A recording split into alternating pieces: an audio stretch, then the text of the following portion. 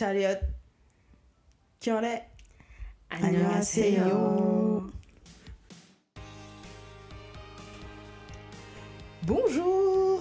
Bonjour à toutes et à tous et bienvenue dans cette nouvelle saison de Parle-moi K-drama.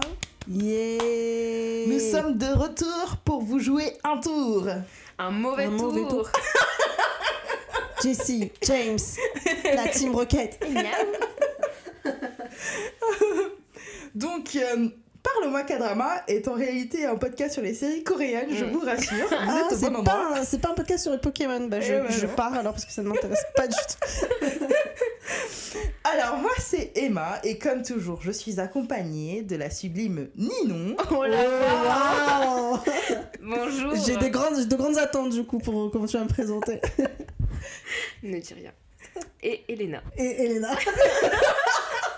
Allez, Mais je t'as le droit requitte ce podcast. T'as le droit de dire bonjour quand même, Ninon, malgré tout Mais ça. je viens de dire bonjour. Bonjour mon cher public, mes fans. Et évidemment, je suis aussi accompagnée de la magnifique Elena. Ça fait moins, je sais pas, c'est moins impactant que la sublime. Oh là là. Bonjour à tous, bonjour à tous. Oui, Même si je suis pas sublime. Oh waouh, tout ça, tout de suite. Bon, la prochaine fois, il n'y a pas d'adjectif, voilà. Ni en coréen, ni en français. Comme d'habitude, voilà.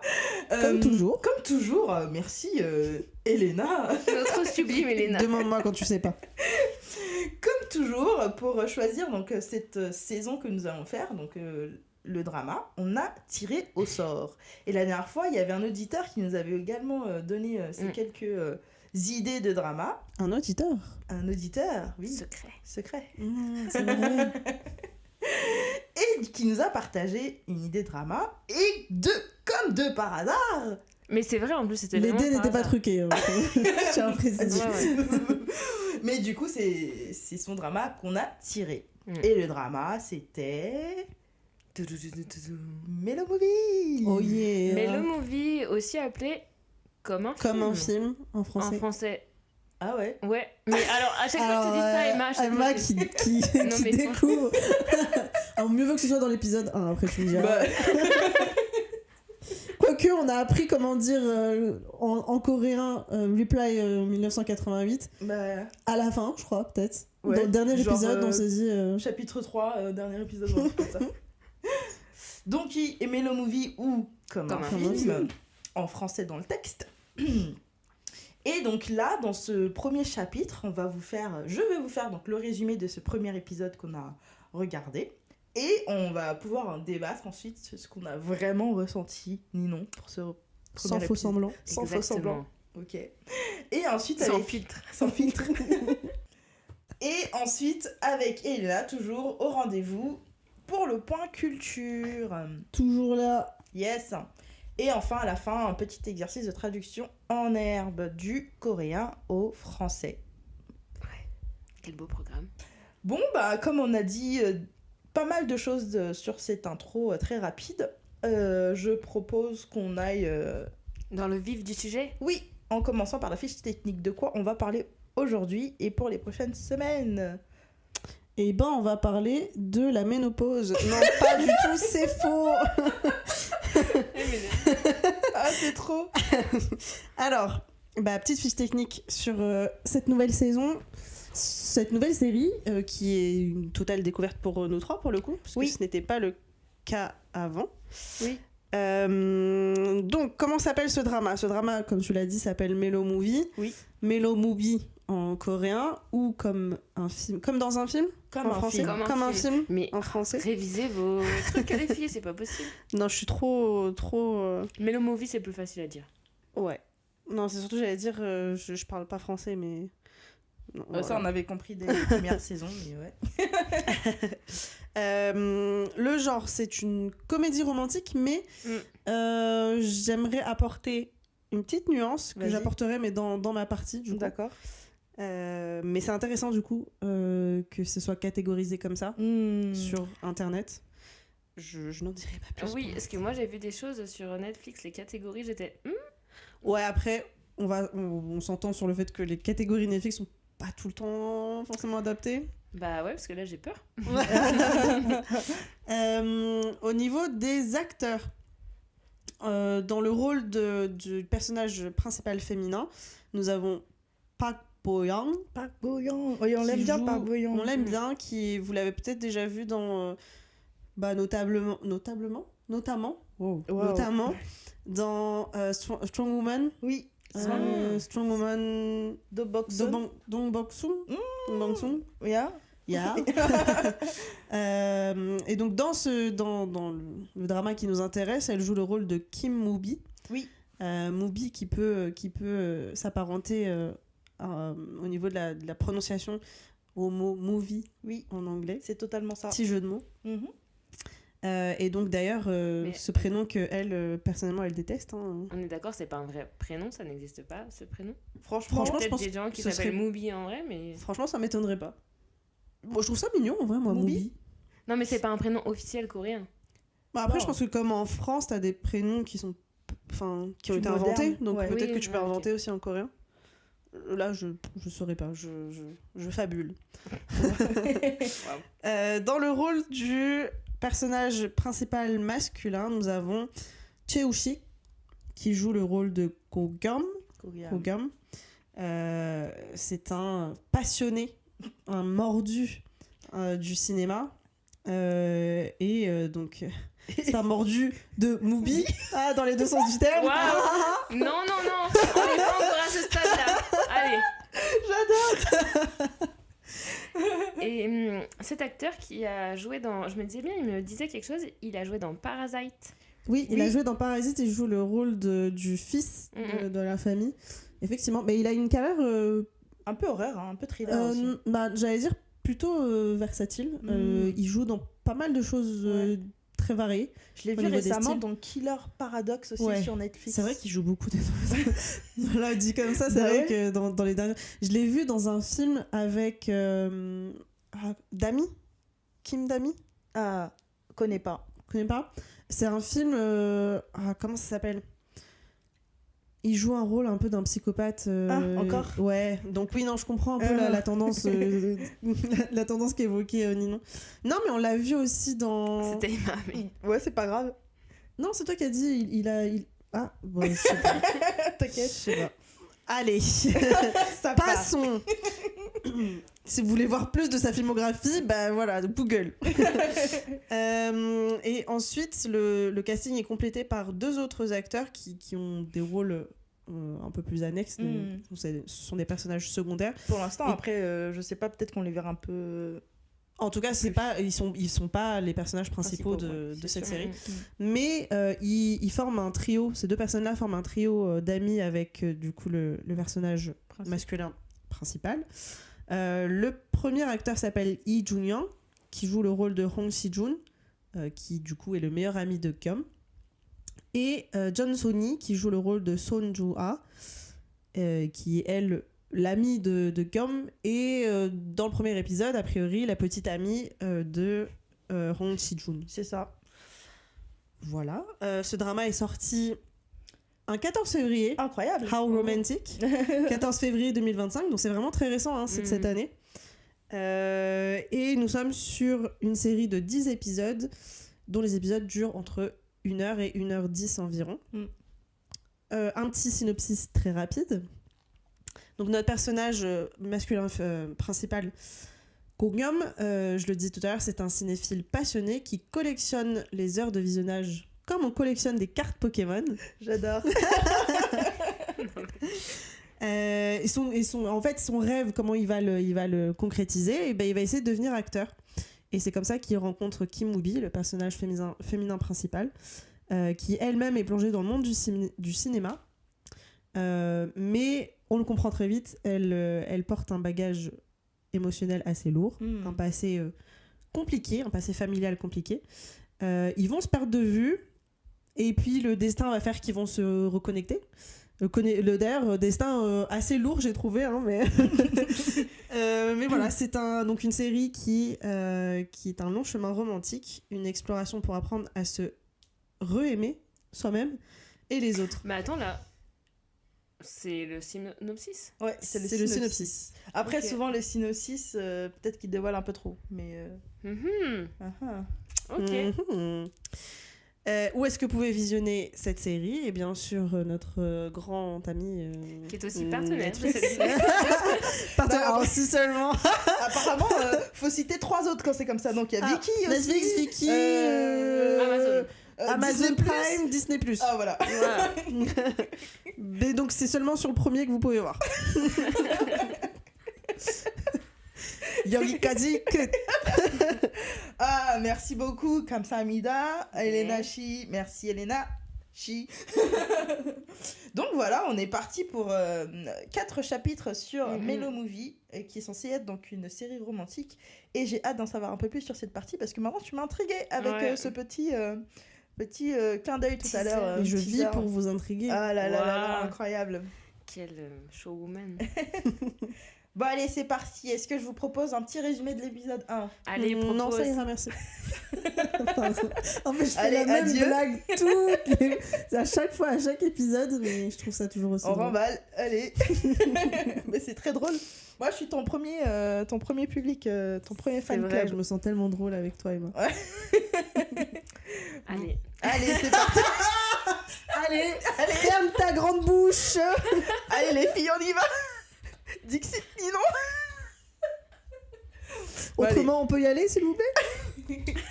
Allez, résumé de l'épisode 1, les filles. L'épisode s'ouvre sur Gogum, 9 ans, et il vit avec son grand frère, et comme on l'a dit tout à l'heure, il adore les films. Mais est-ce que c'est parce qu'il vit juste à côté d'un vidéoclub ? Je sais pas dire. Est-ce qu'il vit juste à côté, il aime, ou est-ce qu'il aime parce qu'il vit à côté ? La balance pèse. Hein. Je pense qu'il aime parce qu'il est seul. Oh, waouh. Ah, ça commence fort. C'est vrai qu'on voit un peu son frère, dès le départ, partir très rapidement. Au final, bon, tu prends ce film et... bon, ok, certes. En tout cas, il vit vraiment pas très loin donc, de ce vidéoclub. Et d'ailleurs, accessoirement, le propriétaire du logement est aussi le mec à qui appartient le vidéoclub. Donc il loue souvent gratuitement entre guillemets des films auprès du tenant. Donc il passe pas mal de temps à regarder des films avec ses amis, donc Shijun et Jua, et aussi du coup à rassembler tous les films qu'il peut dans sa petite bibliothèque de films. Donc comme je disais, et comme j'ai pas assez répété, il adore les films, et en fait il s'est dit puisque j'adore les films, je souhaite travailler dans l'industrie en tant que acteur. Bon, ça m'a étonnée. Je sais pas, je me suis dit, il y a tellement de métiers dans l'industrie du cinéma. Surtout quand on est cinéphile, je pense que le premier truc qui te vient à l'esprit, c'est, je sais pas, genre script ou réalisateur, tu vois, mais acteur. En fait, c'était juste, je pense, à ajouter une touche de comique dans le truc, en mode, tu le vois réfléchir pendant très longtemps, et il a réfléchi vraiment mûrement à sa question. Mais oui, c'est ça. Je vais devenir acteur. Il a réfléchi pendant un film. Hein. Oh, c'est long, un film. Bon, c'est vrai. 2 heures, ça dépend du film, mais bon. Donc, voilà, ça c'était Gogum. Et en fait, pendant ce temps, donc parallèlement, on a aussi Kimubi, 9 ans, qui, elle, était occupée à plutôt détester les films. Enfin, et à casser des gueules. Et à casser, effectivement, des petites têtes pas sympas. Et à défendre des innocents. Là, on voit que négatif, mais... C'est vrai. Non, moi, je l'aime bien. Ouais, je t'aime bien aussi. Badass, hein. Ouais. Pas autant que... Oh. Que qui? Je trouve plus son nom. C'est pour ça que j'ai fait... My name, Jiwoo. Ah. Bon, c'est pas le même contexte, hein, mais... Oh, c'est comme ça que ça commence, hein. Donc, effectivement, en vrai, elle déteste pas tout à fait les films. C'est surtout ce que ça lui rappelle que son père n'est pas présent dans sa vie. Et parce qu'il travaille sur des films. Et en plus, il ose lui donner ce prénom. Du coup, parallèlement, elle déteste aussi son prénom, quelque part. C'est une conséquence, effectivement. Donc, pour rappel, en fait, Mubi, son prénom, c'est Movie en anglais, qui est en fait film en français. Il y a 3 langues en une phrase. T'es vraiment tellement multilingue. Incroyable. Bon, fast forward, on est 17 ans plus tard, ils ont 26 ans et tiens, leurs chemins se croisent alors que Go-Geum passe une audition dans la boîte où Mubi travaille. Elle qui ne voulait pas bosser dans l'industrie du film, elle se retrouve là. C'est fou. Moi, je trouve ça dingue. Bon, c'est aussi parce qu'elle s'est rendue compte que... je pense qu'elle veut plus prouver un truc. Que son père était jamais là, mais qu'elle, peut-être qu'elle peut faire autrement. Enfin, je sais pas ce qu'elle veut prouver. C'est vrai que ses raisons sont assez obscures, je trouve, en vrai. Mais elles sont pas très logiques, non. En fait. Non, mais après, elle a été baignée dedans avec son père depuis qu'elle est toute petite, donc mine de rien, ça l'a... Bah ouais, mais du coup, elle aimait pas du tout, en fait. Je sais pas si on peut dire qu'elle n'aimait pas les films, mais je pense que c'était l'image que ça renvoyait par rapport à son père. Mais après, on apprend très rapidement qu'il y a eu des accords avec son père, apparemment. Enfin, elle n'était pas en face forcément avec lui. Mais en même temps, j'ai l'impression qu'il lui manque, quand même. Ouais, c'est quand même une sorte d'hommage pour moi. Donc, oui, je pense aussi. Ouais, parce qu'en fait, elle le dit à un moment donné, c'est que elle a vu...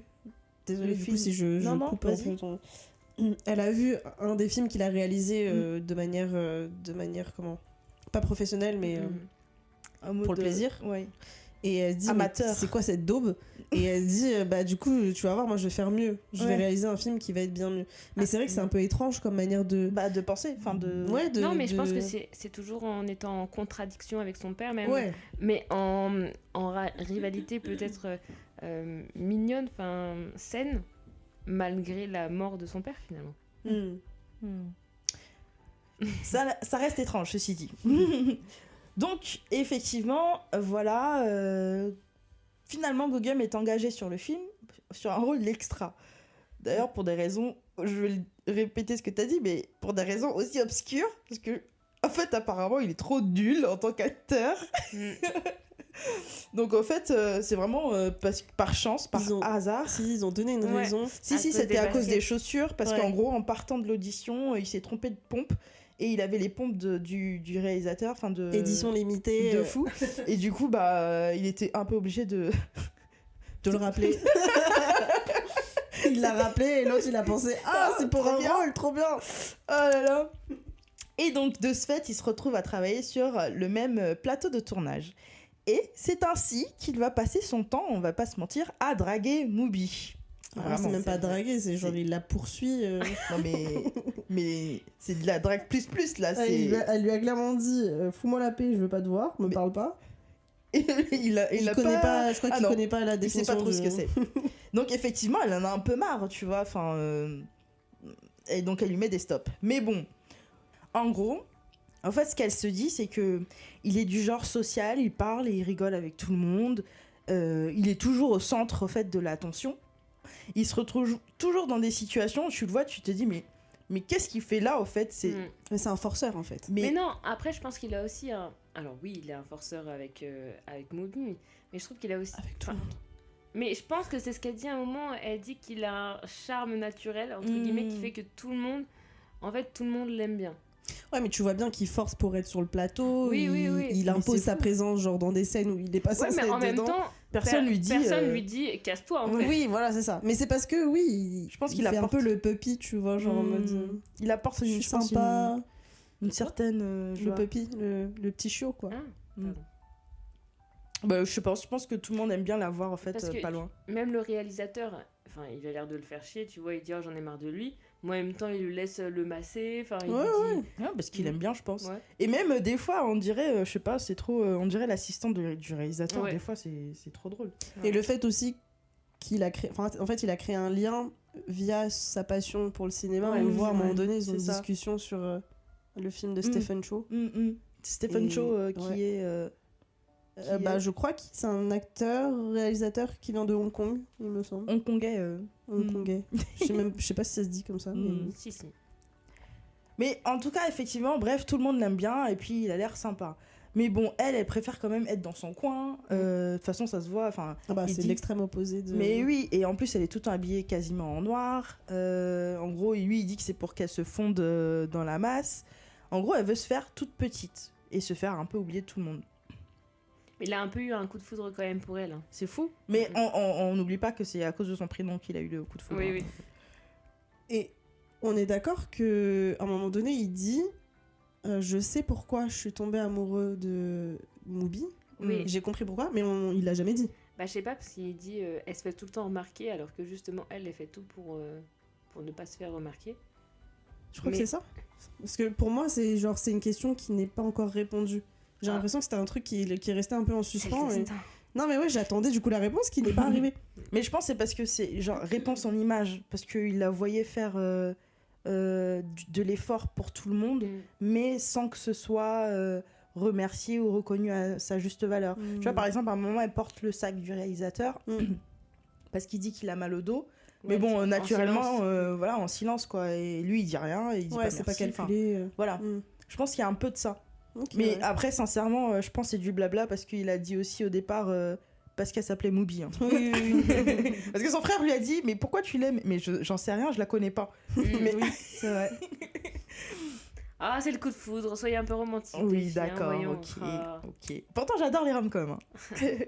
Et tu sais comment moi j'adore ça.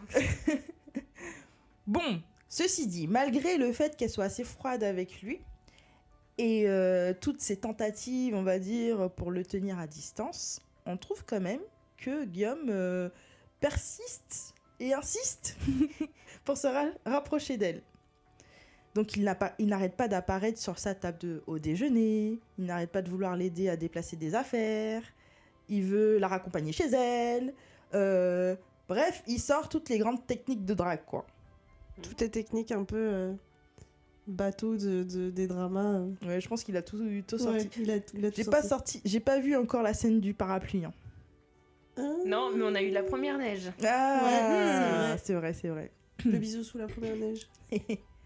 En plus de ce moment où il insiste, etc., tous ces moments-là, et forcément, on est dans une rom-com quand même, il y a ces moments inévitables du cinéma où il se retrouve par hasard, par grand hasard, par le plus grand de tous les hasards, à une cérémonie de mariage où elle est vidéaste et lui, il est MC. Ouais. Alors, on l'a loué. On l'a loué pour être l'ami d'enfance du mari. Mais c'est fou. Ah oui, parce qu'il est acteur. Oui, je viens de comprendre. Non, mais je reviens pas. Mais oui, c'est pour ça, effectivement. C'est pour ça. Mais oui, la grosse coïncidence.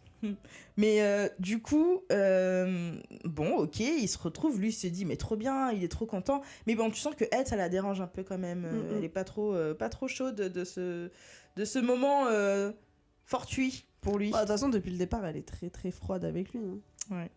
Mais du coup, un autre moment, grand moment de la rom-com, ils se retrouvent coincés tous les deux dans une ville parce qu'ils ont raté le bus du voyage d'entreprise. Ça m'a fait beaucoup rire quand il se plaint du fait que maintenant la vie est beaucoup trop facile parce que le bus il passe une demi-heure plus tard, alors que peut-être à l'époque il y aurait plus de bus pour le reste de la nuit. Mais oui. Ça aurait créé il a pas grandi à la campagne, je vous dis. Hein, parce que moi avec mes mères c'était très bien.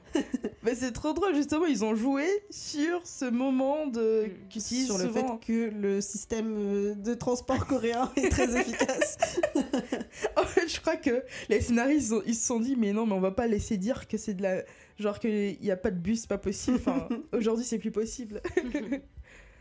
Donc bah voilà, bref, avec tous ces hasards romantiques, sa technique semble quand même peu à peu porter ses fruits. Et oui, parce que on est à un moment incroyable, donc on est à la fête de fin de tournage, voilà. Et oui, Ninon, c'est la première neige, la Chotnoon. Et elle profite pour lui confier qu'elle garde en fait les gens à distance parce que elle préfère se garder de la douleur de leur départ. Elle a peur de les perdre en fait, donc elle veut pas les avoir du tout. Exactement, parce que les personnes qui semblent joyeuses, surtout comme lui, finissent toujours par partir. Et un peu, je pense, un petit clin d'œil aussi à son père. À son père et au petit garçon malade qu'on voit au départ, et je sais pas, pour l'instant on sait pas qui il était. On sait qu'il a déménagé, mais ah ouais, j'avais oublié lui. Mais je me dis c'est un clin d'œil aussi parce qu'on voit qu'elle le prend sous son aile à un moment donné. Elle lui dit bah tu pourras m'appeler ta grande sœur maintenant. Et puis je crois qu'il y avait aussi des moments dans sa jeunesse, tu sais, elle avait pris soin d'un petit chien, ça, mais il était parti aussi trop tôt. Et ça, toutes ces raisons-là. Vers de terre aussi. Pardon, en fait, je vais me rappeler de cette scène. Mais voilà, donc c'est tous ces moments-là qui font dire que, en fait, elle préfère garder un peu ses distances avec les gens, quoi. Mais c'est... Enfin, je sais pas. Je trouve qu'elle est très cynique, alors que, bon, oui, c'est très triste, la perte de son père, etc., mais c'est pas comme si, genre, tous les gens dans sa vie l'avaient abandonné, tu vois, je trouve ça très drastique pour quelques personnes. Enfin, je sais pas. En revenant sur notre petit résumé, où est-ce que j'en étais ? Eh bien oui, elle préfère donc garder les personnes à distance. Par contre, excusez-moi, mais là, tu viens de dire qu'elle était... elle était cynique. Mais, enfin, après, je peux la comprendre, tu vois, elle... Enfin, même si elle avait une relation a priori conflictuelle avec son père, elle avait l'air quand même de l'apprécier, son père. Oui. Et je pense que... comme sans doute son père et sans doute comme beaucoup d'enfants font par rapport à leurs parents, elle le surélevait, pas elle le surélevait, mais mine de rien, même si elle le clashait, c'était son père, c'était quand même son modèle, elle avait l'air de beaucoup l'apprécier. La scène dans la voiture, on voit qu'elle est super contente de faire un truc. Non, je dis pas le contraire, mais c'est juste changer drastiquement de personnalité après le décès d'un parent, je veux dire, c'est possible. Mais de là à être aussi drastique à dire je veux plus personne proche dans ma vie parce que j'ai peur de les perdre, je trouve ça vraiment... Ouais, mais c'était quand même quelqu'un de drastique. Son argument, drastique. Non, mais c'est fort, tu vois. Après, moi, je me dis, ça peut être compréhensible, en fait, ça me dans le sens où, finalement, c'est pour se protéger. Genre, c'est un moment qui lui a fait très, très peur, très, très mal. Et mais ça fait très dramatique, tu vois. On est dans un drama, mais c'est ce que j'allais te dire. Donc, bon. Ouais. J'espère qu'on apprendra un peu plus encore sur elle dans les épisodes suivants. On verra si elle est vraiment cynique ou pas. Et donc, après qu'elle ait avoué tout ça, c'est là que dans un moment de tendresse et de confession, leurs lèvres se rencontrent. Alors moi j'aime bien, parce que c'est elle qui a initié la chose. Oui. Et ce qui fait que je trouve que c'est rare quand même de voir ça. Et puis la petite phrase, ça aussi c'était une erreur. Non. Elena qui se refait la scène. C'est clair, elle a fait un petit geste très sensuel avec l'air. Par contre, le bisou, épisode 1, quoi. On a l'épisode 1. Oh, dis donc. Mais non, mais. Où sont les codes du drama, là ? C'est vrai, on n'est pas à l'épisode 7. Mais en même temps, il n'y a que 10 épisodes. Moi, j'avoue, mais faut aller vite, mais là, quand même, waouh. Ok, et donc, effectivement, ils s'embrassent. Mais parallèlement, donc, les amis de Guillaume, Chua et Shijun, donc qui étaient en couple, sont dans une discussion assez tendue et qui se solde par une rupture. Donc en fait, on a ce parallèle de rupture et puis plus ou moins mise en couple de l'autre côté, quoi. Je sais pas si vous aussi, mais moi je le sentais venir. Ah bon, cette rupture. Ah oui, ouais. Oui, parce que dès le départ, t'as le gars n'était gérant. pas très attentionné. Ouais. Il y avait de ça. Le fait que, en fait, on sentait une différence d'investissement dans le couple.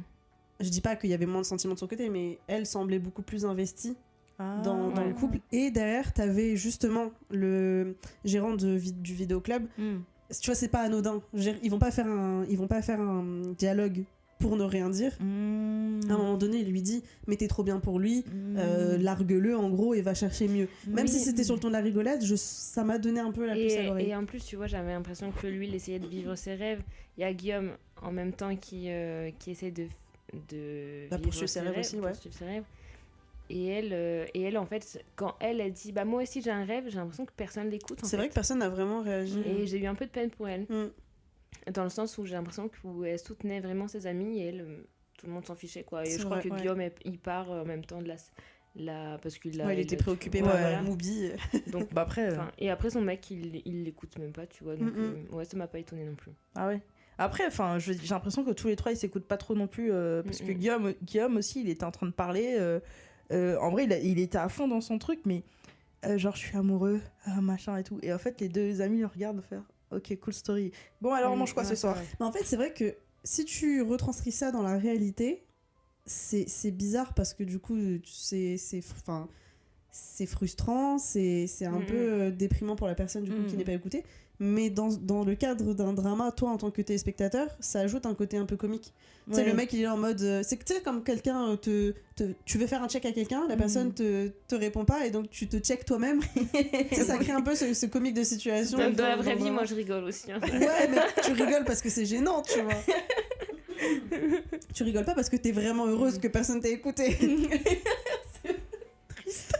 Mais non, je suis d'accord qu'il y a pas vraiment, pour l'instant, on voit pas vraiment de complicité. Ouais, entre les trois amis, on est d'accord. Ouais. Ouais. Enfin, si, ils passent des moments ensemble quand ils regardent des films et tout, tu vois, mais...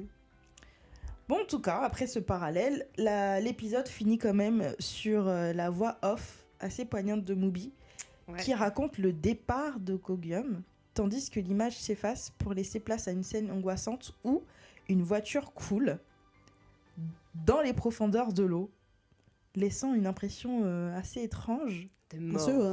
Assez oppressante, au final. Oui, parce qu'on s'est dit, mais... il est parti et il y a la voiture qui coule. Est-ce que notre personnage principal serait déjà mort? Allez, fin de la série. Mais moi, j'avais pas compris si ça se passait dans cet épisode-là ou si c'était une preview du prochain épisode. Ça arrive beaucoup dans les dramas. Enfin, dans les anciens dramas. Tu veux que je te dise du coup, vu que j'ai vu l'épisode? Non, merci, Elena. Arrête, c'est ton verre de terre qui était dans la voiture. Il a eu son nom. J'aurais pu te spoiler une scène bien pire que... le verre de terre. Voilà. Non, mais je pense pas que ce soit un preview en général. Ils préviennent quand même quand c'est un preview. Là, t'entends vraiment. Mais là, t'entends vraiment la voix de. Pardon. Merci pour la pub. Je dois en dire 3 autres. Olivier. Qu'est-ce qu'il y a d'autre? Ça fait déjà 3 là. C'est bon alors. Merci.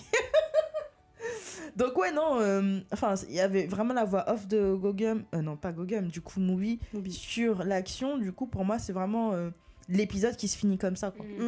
D'accord. Donc voilà, c'était le résumé de l'épisode 1 de Mellow Movie, entrecoupé de nombreuses remarques intempestives qui étaient les bienvenues. Eh bien, merci Emma pour ce super résumé et ces interactions très intéressantes, Elena. Bah oui. J'avais dit le contraire. Non, ça peut être un peu perturbant dans le déroulé du résumé. Non, mais ça va, ça agrémente. Sans vos interventions, que serais-je? Rien. Seule. De rien, et du coup, est-ce qu'on n'embraye pas sur la belle discussion qu'on va avoir là avec le ressenti? Oula. Ninon.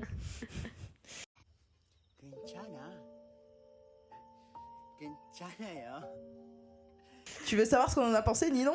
C'est ça. C'est vrai que les filles, je vous avoue, moi je ne connaissais pas du tout le drama avant. Voilà, je l'avais jamais vu, je l'avais même jamais entendu parler de ce drama-là.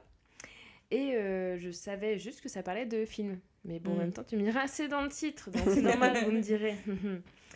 Et oui, je crois que c'était pareil aussi pour vous. Jamais entendu du tout. Non, effectivement.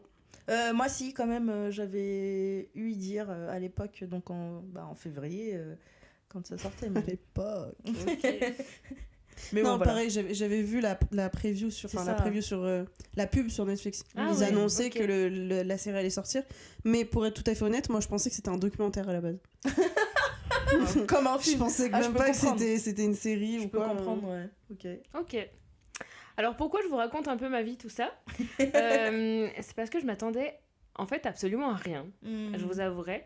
Je crois que voilà, apparemment Elena ne s'attendait pas à ça non plus. Je sais pas si toi Emma tu t'attendais à quelque chose ou pas, t'avais des a priori sur ce drama. En tout cas, moi je voulais savoir votre ressenti les filles par rapport à ça. Hâte de partager. Et partage alors. J'ai hâte de partager parce que pour le coup ça va être un peu différent de ce que j'ai pu dire jusqu'à présent. Déjà d'une parce que comme tu le disais c'est un drama sur lequel j'avais vraiment aucune information. Contrairement aux 2 saisons précédentes où j'avais déjà vu les séries, en fait j'avais déjà vu Reply et j'avais déjà vu My Name avant qu'on fasse les enregistrements du podcast, donc c'était un second visionnage au final quand on travaillait dessus. Là, c'était premier visionnage, donc vraiment, je m'attendais à rien. Je m'étais pas du tout renseignée sur la série, donc je savais même pas quel était le genre de la série. Et très honnêtement, je ne sais toujours pas quel est le genre de la série, parce que en faisant mes petites recherches, bon voilà, mais pour moi, je sais pas, genre, à tout moment, il peut se passer une dinguerie, tu vois, et ça peut mal se finir à la fin. Donc dans ce cas-là, ça rentrerait plus dans comédie romantique. Tu vois le délire. Jusque-là, ça a l'air comique. Pour l'instant, oui, mais jusque-là, ça a l'air romantique. J'ai déjà eu de mauvaises surprises sur des dramas que j'ai regardés. Je suis d'accord, les dramas historiques où tu rigoles comme une... Tu te pètes des barres au début et à la fin, tu fais que de chialer. Ouais. Tu comprends pas pourquoi ils ont tué les personnages, mais ils le font. Enfin, bref, en tout cas, je m'attendais à rien.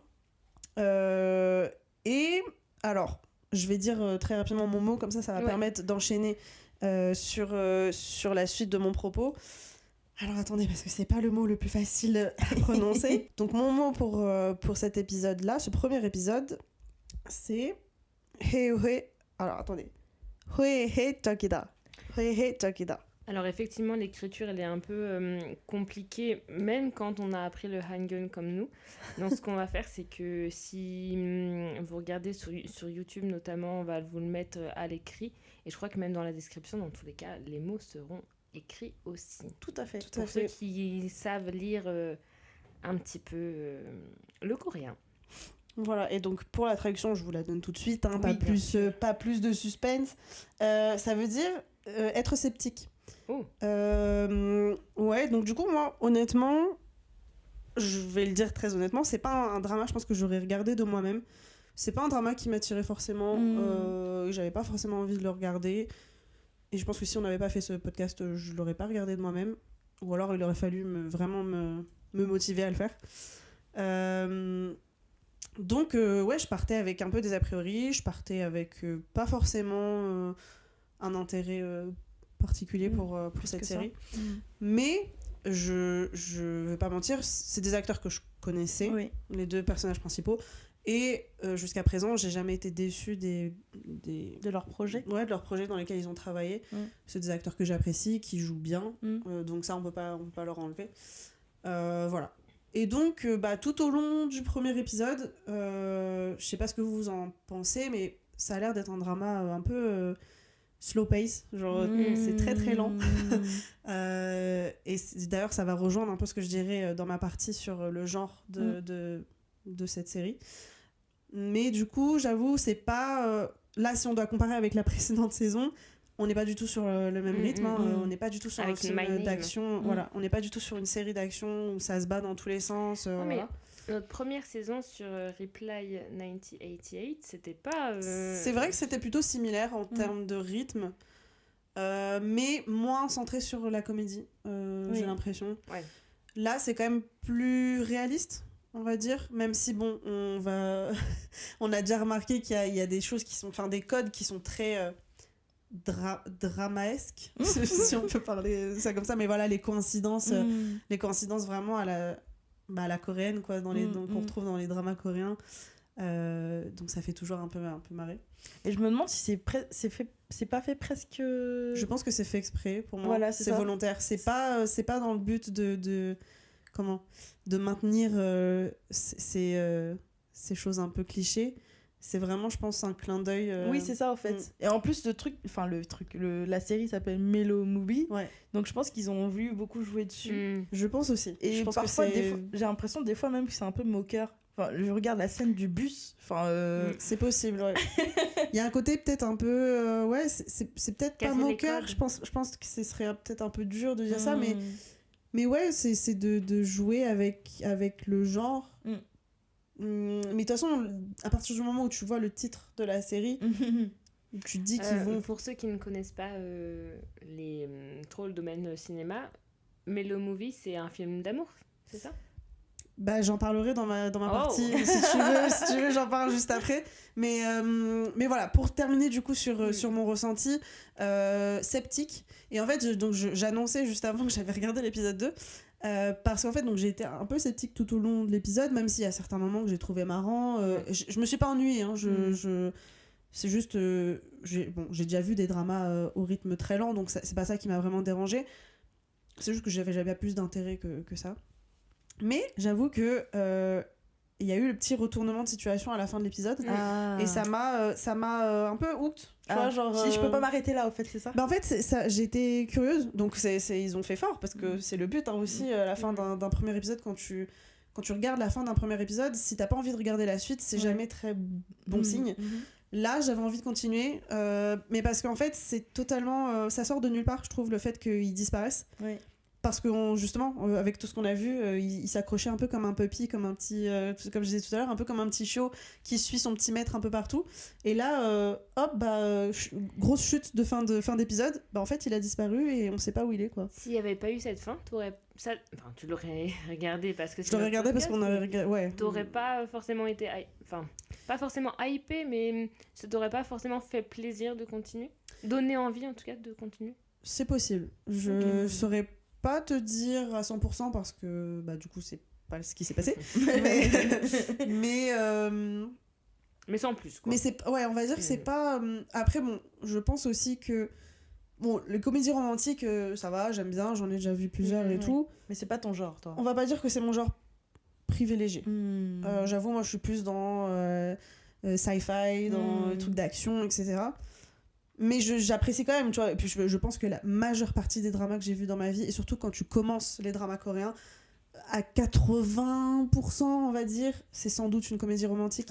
Parce que c'est le genre principal aussi qui est proposé, je pense. Donc non, là j'avoue, c'est la fin qui m'a un peu hooked. Donc sceptique pour, on va dire, c'est combien ? C'était 1 heure ?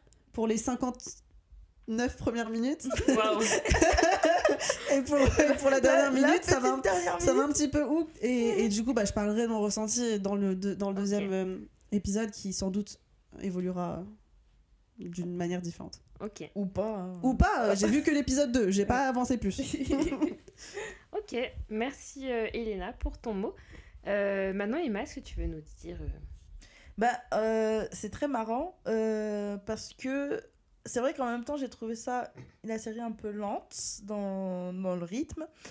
Mais en même temps, je trouvais que ça allait aussi un peu vite. Oh. Comment dire ? Oui, je vois ce que tu veux dire. Oui, c'est... Les étapes de la relation. Les étapes de la relation, ouais. Je me suis dit, oula, on est déjà à ce niveau. Oui, c'est vrai. Le bisou, ça allait beaucoup trop vite. Oui, pour moi, ça allait trop vite. Mais c'est réaliste au final, je trouve. Oui, je sais pas, j'ai pas l'impression qu'ils ont plus... Il y a des ellipses quand même. Enfin, je veux dire, ça se passe sur plusieurs mois, le tournage, tu vois. Bah oui, mais justement, je les ai pas trop sentis, moi, comme des plusieurs mois. Après, je pense qu'on n'a pas l'habitude. C'est ce que tu disais tout à l'heure, dans les dramas, ils s'embrassent au 15e épisode sur... ça casse les codes du drama coréen. Quoi. Oui, c'est peut-être ça. Mais du coup, je me suis un peu... Enfin, j'ai pas vraiment trouvé le bon mot, mais en tout cas, je sais qu'en français, je dirais ça. C'est que je me suis sentie un peu submergée à la fin. Ok. Mais c'est submergé parce que ça allait trop vite, ils se sont embrassés, il a disparu. Où suis-je ? Qui suis-je ? Donc c'est plutôt négatif ? C'est pas négatif et c'est pas positif. C'est juste factuel. C'est neutre, ouais. Ouais, c'est neutre. Et effectivement aussi, comme t'as un peu dit tout à l'heure, Elena, en vrai, même la fin du premier épisode, sans le podcast, je sais même pas si j'aurais fait le deuxième. Ouais. Mais je pense que je l'aurais fait quand même parce que je suis pas du genre à abandonner les dramas. Donc là, ça veut dire à tous nos auditeurs, s'il y en a qui ont aussi été sceptiques comme Elena, ou même qui ont ressenti la même chose que toi, Emma, continuez de regarder. Continuez. Et sinon, au pire, revenez nous voir chapitre 2 où vous allez voir ce qu'on a pensé. Et en plus, on fait de super résumés. Non, après, tu vois, là, c'est ça qui est sympa aussi dans la première expérience pour moi, de découvrir vraiment le drama en même temps qu'on fait le podcast. Mais c'est vrai que pour l'instant, je peux pas prédire comment je me sentirai à la fin de la saison, à la fin de la série, pardon. Donc il y a un côté un peu aussi, je pense que ça ajoute un peu de piment dans cette saison. Dans sa pas trop vie. où ça va aller. Non, mais ça ajoute du piment dans cette saison, dans le sens où tu vois, genre je sais pas encore quelle idée je me suis fait de ce drama, contrairement aux autres fois. Okay. Et donc moi, mon terme que j'ai trouvé, donc qui relate, qui exprime un peu donc la manière où je me suis sentie submergée, c'était Pokchada.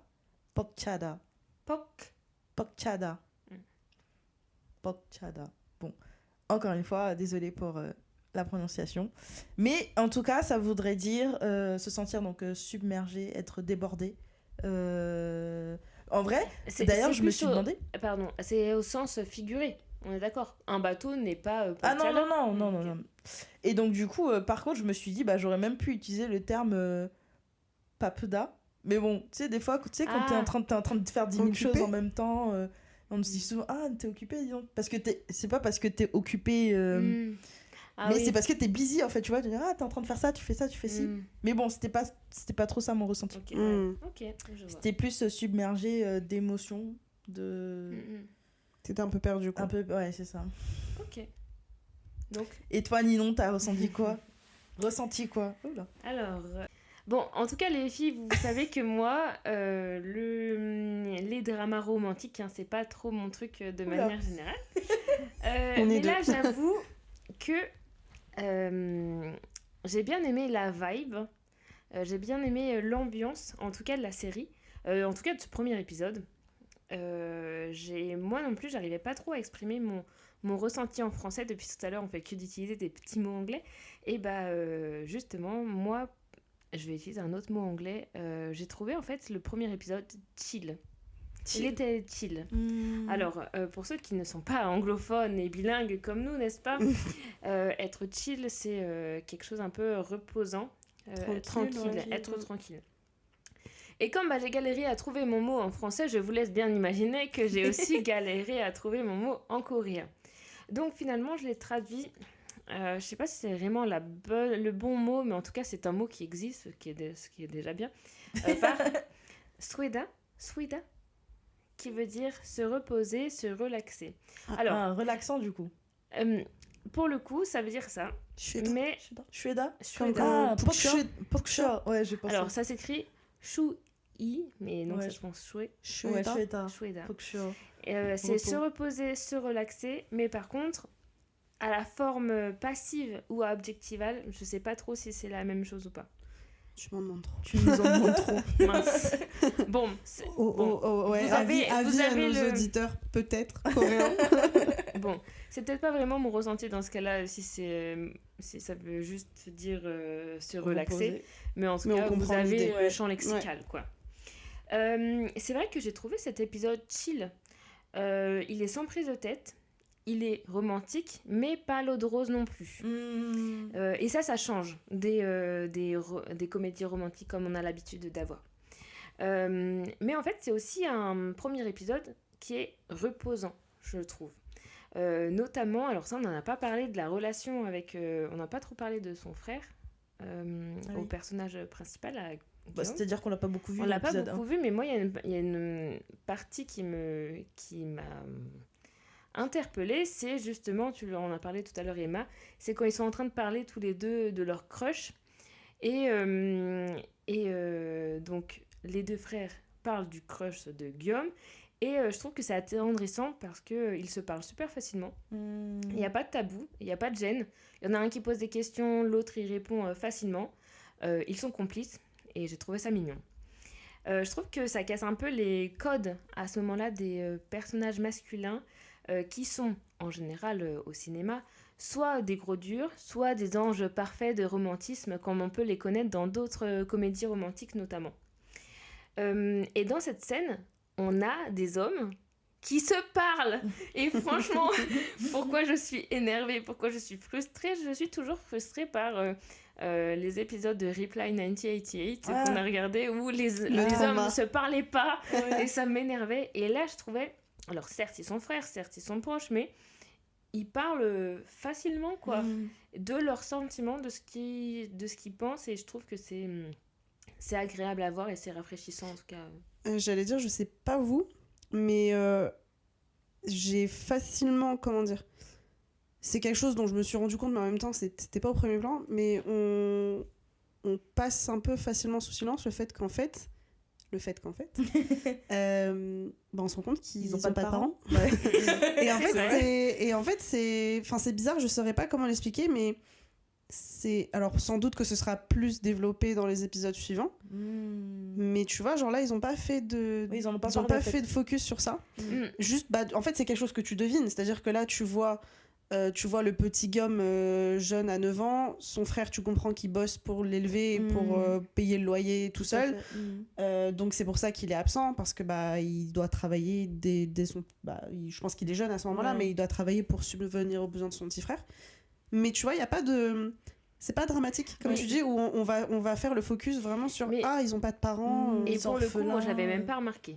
Mais tu vois, non mais c'est sûr maintenant que tu le dis, c'est évident, mais je l'avais pas remarqué. Mais c'est ce sentiment-là aussi que je voulais dire. Je m'en suis rendu compte en le conscientisant. Parce que pour l'instant, c'est pas quelque chose qui est important dans l'histoire. Non, mais voilà, c'est exactement ce qu'on disait. Ça ne sera même pas important dans l'histoire, on verra. Je pense que ça peut devenir important. Aussi, mais tu vois, genre c'est exactement... Je savais pas très bien le retranscrire, mais... En regardant l'épisode, c'est pas une info importante. Et c'est ça qui est fou, parce qu'au final, je pense que dans son développement et dans la manière dont il se comporte et pourquoi il est comme ça a une importance énorme au final.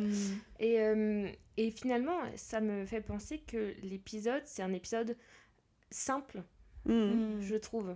Parce que y a pas de retournement dramatique. Sauf à la fin, les 1 minute. Oui, sauf ça, oui. Mais c'est... c'est ça, c'est simple pour le moment. C'est réaliste. C'est pour ça que je disais que c'est chill. C'est réaliste et c'est pas prise de tête non plus.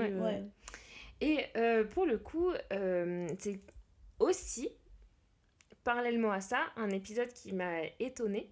J'ai aussi été étonnée par cet épisode et aussi curieuse. Étonnée qu'on dit Kyung-hang Hada, car je n'ai jamais vu de série romantique où les deux persos principaux se chopent dès le premier épisode quand même. Et Matt en a parlé. Ça revient. Bah oui. Et aussi, j'allais dire, je sais pas si ça va être le cas jusqu'à la fin, mais pas d'introduction de triangle amoureux. Ah oui. Et donc c'est vrai que ça c'est assez rare. J'en ai déjà vu des dramas où voilà le personnage... les deux personnages principaux, c'est juste une histoire entre eux deux, mais c'est pas courant.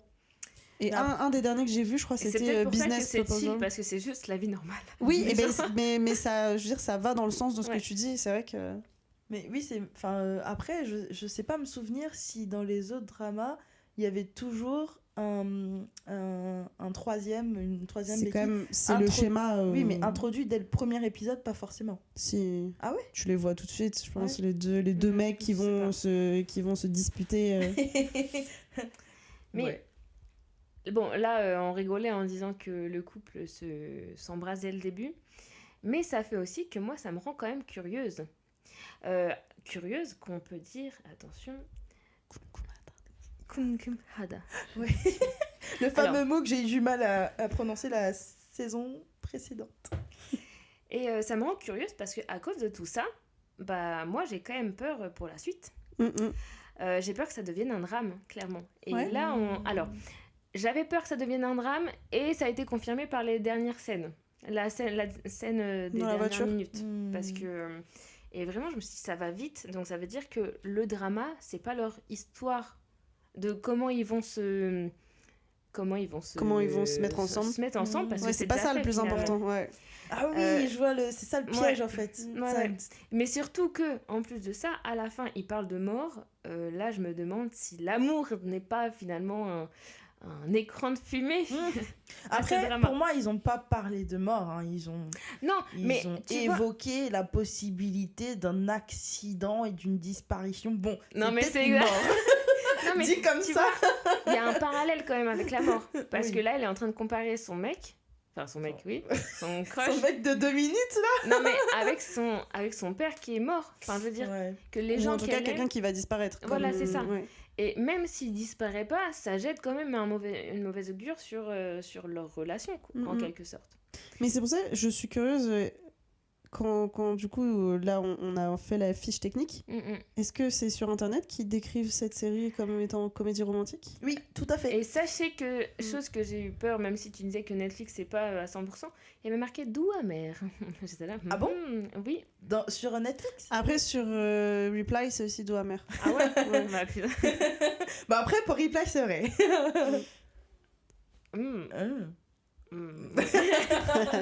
Bon, tout ça pour dire que mon ressenti sera sans doute très différent aux épisodes prochains. Je te rejoins sur ça. Bref, vous me connaissez malgré tout, je ne pouvais pas finir mon ressenti de l'épisode 1 sans faire de mention spéciale à l'esthétisme de la série. J'allais dire, j'ai pensé à toi en regardant. Ah yes, c'est bien. Il y a pas mal de refs cinématographiques. Ouais. How bizarre. Et puis oui, il y a beaucoup de plans particuliers. Il y a aussi de manière générale l'esthétisme dans le sens des couleurs. On a des couleurs vives, très vives dans les scènes, et dans le langage de la retouche photo, on parle de saturation des couleurs. Oui. Et aussi, il y a des effets sonores qui sont un peu particuliers. Notamment quand ils sortent que tous les deux à la fin, là, avant le baiser, justement sous la neige. Il n'y a plus de musique, il y a juste le bruit de la respiration et du vent qui suspend en quelque sorte la scène un peu hors du temps. C'est d'ailleurs étonnant ce choix, je trouve, de juste entendre la respiration. Souvent ce type de bruit est mis en avant dans les scènes d'action ou de suspense, mais là c'est pas du tout le cas. Ce qui fait que ça marque encore plus l'intimité de la scène. Pas l'intimité dans le sens sensuel, mais juste l'intimité dans le sens c'est leur moment rien qu'à eux deux, quoi. C'est donc un début surprenant mais prometteur pour moi, pour Mello Movie. Retour sur nos mots, Elena, je trouvais, a été sceptique, donc Wehechokida. Emma s'est sentie submergée par tous ces événements. Pokchokhada. Et moi, j'ai trouvé que c'était un épisode tranquille, reposant. Shweta. Merci Ninon. De rien, mes chers amis. Eh bien, merci Ninon encore une fois pour ce grand moment du cinéma. Wow, ça sonnait très ironique. Pardon, je Ce vais pas grand ça sonne comme moment ça. d'internet. Eh bien, je vous propose qu'on passe à la suite du programme avec Elena. On a encore appris plein de choses avec Elena. Bon les filles, pour cette partie, je dois vous avouer que j'ai pas été très inspirée. Forcément, on passe après Reply. Bon, après My Name, j'avais réussi un peu Elle n'était pas très inspirée. à louvoyer en me disant que voilà, je pouvais parler du monde des gangsters. Bon, bah du coup, je vais faire un peu la même chose sur cette série-là. Et pas très original, mais je vais parler du cinéma coréen. En vrai, très très original. Hein. Ouais. Il y a combien de podcasts, tu penses, qui parlent du cinéma coréen? Et ben, je n'en sais rien, j'ai pas fait de benchmark du marché. Eh bien, un podcast qui parle du cinéma coréen, on a les hors-séries de Parlement. Oh, mais c'est vrai, ça, c'est dis tout. donc. Yeah. Quelle belle manière de faire de la promo. Yes. S'auto-promifier, c'est pas mal. S'auto-promifier. Ouais. S'auto-promouvoir. Oh oui, je pense que c'est ça le mot. Donc ouais, le but là, ça va être... Alors, pour cet épisode-ci, une petite introduction sur ce sujet-là. Et je rentrerai dans le vif du sujet à partir de l'épisode suivant. Mais je vais vous expliquer ça un peu plus en détail dans ma partie. Avant tout, donc pour commencer mon introduction, je voulais voir un peu quel type de genre il y avait dans le cinéma coréen. Est-ce que vous seriez capable de m'en citer quelques-uns, là, comme ça Déjà, comédie romantique. Ouais, comédie romantique. Les thrillers. Oh yeah. Thriller. Thriller. Ça en fait deux, déjà, pas mal. Le drame. Le drame, ouais. Ah ouais. Bah oui. Ah ouais. Euh... On sèche déjà. Après, c'est pas... Il y en a pas L'horreur. Horreur. Ah, yes. C'était une interro surprise, mais il n'y a pas d'enjeu derrière, vous inquiétez pas. Non, mais vous en sortez bien. C'est comme dans tout le cinéma. Bien sûr, mais bon, voilà, peut-être que... Ah, le drama historique. Ouais, c'est vrai qu'il y a celui-là aussi. Mais attends, là, Mais c'est qui est que un peu- des genres du cinéma dans son ensemble, Ouais. genre films et séries confondus, Ouais. ou est-ce que, genre, dans séries, t'as des genres en particulier et films des genres en particulier à part? Je Ou pense les que ça deux? peut se recouper. Après, tu vois, genre, il y a un terme précis pour les dramas historiques. J'ai oublié le terme. Ne me regarde pas. Ouais. J'ai oublié le terme, mais si tu me laisses 2 secondes, je vais retrouver ça. Après, les dramas historiques, c'est pas... Les dramas historiques, c'est pas vraiment un genre... Enfin, est-ce qu'on peut dire que c'est un genre à part entière, sachant que des fois, ça peut être comique ou dramatique. C'est parce que c'est un terme, en fait, le fait que l'intrigue se passe, par exemple, pendant Joseon, et avec les habits traditionnels, avec... voilà, c'est un terme... je vais retrouver ça, attendez. Et il me semblait qu'ils avaient carrément des sets de tournage, des plateaux de tournage... construits de toutes pièces. De toutes pièces, justement pour ce genre de film ou série. Mais ça n'empêche pas que des fois, ça peut être un drame donc dramatique ou une série comique ou une comédie romantique. Après, en général, pour les séries comme les films, souvent quand il y a plusieurs genres qui se mêlent, ils mettent drame historique, virgule, mélancolie, virgule, amour. Et là, ça coche toutes les cases du tableau Excel. Exactement. J'ai retrouvé le terme pour désigner du coup des dramas historiques, c'est sageuk. Sageuk. J'ai déjà entendu ce terme. Voilà, et donc généralement ça prend place pendant les périodes de Goryeo ou Joseon, les dynasties de Goryeo ou Joseon. D'ailleurs, vous saviez que Corée vient de Goryeo? Ouais. Mais je trouve ça très bizarre parce que Goryeo c'est avant Joseon, on est d'accord? Pourquoi est-ce que ça viendrait de Goryeo? Est-ce que c'est pas parce que c'est à ce moment-là qu'il y a eu les premiers étrangers qui sont arrivés? Bon, bref. Autrement, il faudrait regarder la carte. Peut-être que la carte ressemblait... Ouais. Je sais pas. Franchement, je saurais pas te dire. Désolée pour... Mais ça paraît très logique que, tu vois, par exemple, comme la Chine, ça s'est nommé la Chine alors qu'en vrai, en chinois, ça se dit Zhongguo. Mais c'est parce que les jésuites qui sont venus, les premiers étrangers étaient des jésuites. Merci, vas-y, je t'en prie, Nino. C'est juste ça. Et donc, et c'est comme ça que Qin, pardon, là on parle dans l'histoire chinoise, Qin pour dire santé, ça vient du chinois. Ah, pour de vrai? Qin, parce que Qin, ça veut dire s'il vous plaît. Et en gros, tu fais santé. Et en fait, les Chinois disaient s'il vous plaît, dans le sens prenez à boire. Et donc, les jésuites français, je pense, entre autres, mais il n'y avait pas que français sans doute, entendaient juste les Chinois dire Qin. Et puis, donc, c'est comme ça que c'est revenu. Qin. Oh, voilà. On en apprend tous les jours avec Nino. Mais pour la Corée, oui, effectivement, c'était sûrement des jésuites qui étaient venus pour... Corée. Ok. Voilà. Donc, pardon, excuse-moi. Donc, non, mais effectivement, donc, on est en train de lister les genres de films ou de séries. Non, si, vous avez trouvé les principaux. Pour répondre du coup à ta question, je pense que oui, ça se recoupe entre les films et les séries. Mais tu as des termes, là, comme par exemple sageuk, c'est un terme précis pour les séries qui se passent historiques. Voilà. Donc moi, j'en avais listé quelques-unes aussi. C'est une liste non exhaustive. Parce que, comme vous le disiez, en fait, il y a des genres et des sous-genres. C'est-à-dire que tu peux effectivement avoir un drama historique qui va être comique, et dans lequel il va y avoir je sais pas, ça va être une comédie romantique qui se passe pendant la période Joseon. Bon, voilà, c'est un sageuk, mais en même temps rom-com. Bon, voilà, évidemment, tous les genres peuvent s'entremêler. Donc, dans les genres principaux, on a action, vous avez pas dit thriller, action. My Name. Tu joues un peu sur les mots, quand même. Non, mais non, il faut appeler un chat et un chien un chien. C'est pas ça l'expression, mais je suis fatiguée. Si, c'est ça l'expression. Il n'y a pas de chien dans l'histoire. Un chat. Bon, en coréen, ça se dit action. Voilà, bon, rien de bien compliqué. Tant mieux, ça vient de l'anglais, action. Du coup, action.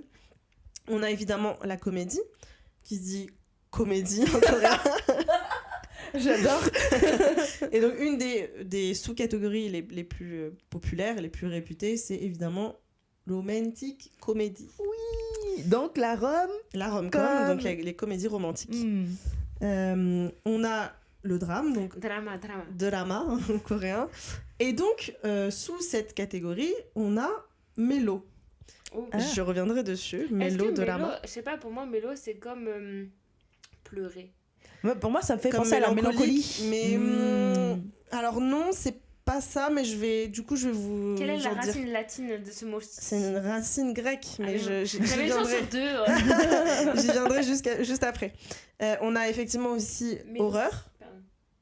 Mélodie. Exactement. Horreur, donc compo.